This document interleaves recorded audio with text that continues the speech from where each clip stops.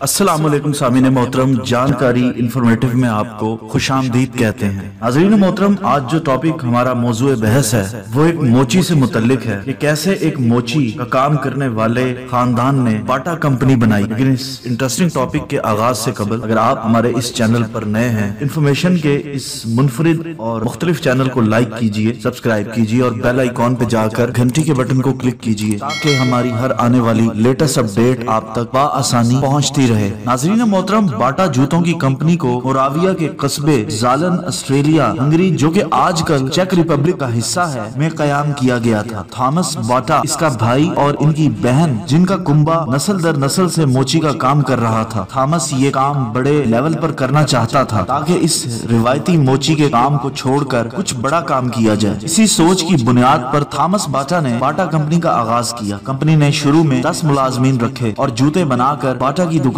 पर फरोख्त करना शुरू कर दिए और नए डिजाइन और स्टाइल पर ज्यादा तवज्जो दी, जो बाटा कंपनी की कामयाबी की वजह बनी। थॉमस बाटा ने अमेरिका में कुछ मशीनें बनाने के बारे में एक अखबारी मजमून पढ़ा, लिहाजा वो 3 कारकुनों को लेकर बोस्टन शहर के बाहर दिन के सफर पर गया और इस दौरे का मकसद बड़े पैमाने पर पैदावार के अमेरिकी निजाम का मुतालिया और समझना था। 6 महीनों के बाद वो जलन में वापस आ गया और इसने मैकेनाइज्ड पैदावार की टेक्निक मुतारिफ करवाई, जिसकी वजह से बाटा जूता कंपनी के यूरोप में जूतों के पहले बड़े पैमाने पर तैयार करने वालों में शामिल होने का मौका मिला। इसकी पहले बड़े पैमाने पर मसनूआत बाटू की मेहनत कश लोगों के लिए चमड़े और टेक्सटाइल का जूता था, जो इसकी सादगी, अंदाज, हल्के वजन और सस्ती कीमत के लिए काबिल जिक्र था। इसकी कामयाबी ने कंपनी की साख और मशहूरी में इजाफा किया। 1908 में इंटोनन की मौत के बाद थॉमस ने अपने 2 छोटे भाइयों जॉन और बोबस को कारोबार में लाया। इब्तदाई बरामदी फरोख्त की पहली एजेंसियों का आगाज जर्मनी में सन 1909 में हुआ। इसके बाद बल्काइंस और मशरिक वुस्ता में भी सामान भिजवाया गया। बाटा के जूते को बेहतरीन मयार समझा जाता था और इससे पहले पेश किए जाने वाले डिजाइन से कहीं ज्यादा स्टाइल में बाटा के जूते दस्तयाब थे। 1912 तक बाटा 100 से ज्यादा मुलाजमीन के साथ काम कर रही थी। पहली जंग अजीम में बाटा कंपनी को बहुत नुकसान हुआ और मालिकान पर बहुत से इल्जामात लगाए गए। इन्हें मुल्क बदर होना पड़ा। थॉमस बाटा 14 जुलाई 1932 को खराब मौसम की वजह से एक तैयारे के हादसे में इस दुनिया से रुखसत हो गए। इनके बाद बाटा कंपनी को इनके बेटे और इनकी बहू ने चलाया। इनकी बहू ने एक बाटा म्यूजियम भी बनवाया। बाटा की जहाँ भी फैक्ट्री लगाई जाती है, इसके साथ एक गाँव भी बनाया जाता है जिसमें जिंदगी की बुनियादी सहूलियात दी जाती है और बाटा के वर्कर्स इसमें रहते हैं। जैसे पाकिस्तान में बाटापुर और भारत में बाटा नगर के नाम से इलाके मौजूद हैं। तो सामीने मोहतरम, ये था हमारा आज का इंटरेस्टिंग टॉपिक। उम्मीद करते हैं आपको पसंद आया होगा। इंशाल्लाह एक नई वीडियो के साथ बहुत जल्द आपकी खिदमत में हाजिर होंगे। अल्लाह ताला आपका, हमारा सबका हामी और नासिर हो और अल्लाह ताला हम सबको कुरान और सुन्नत पर चलने की तौफीक अता फरमाए। अल्लाह निगहबान।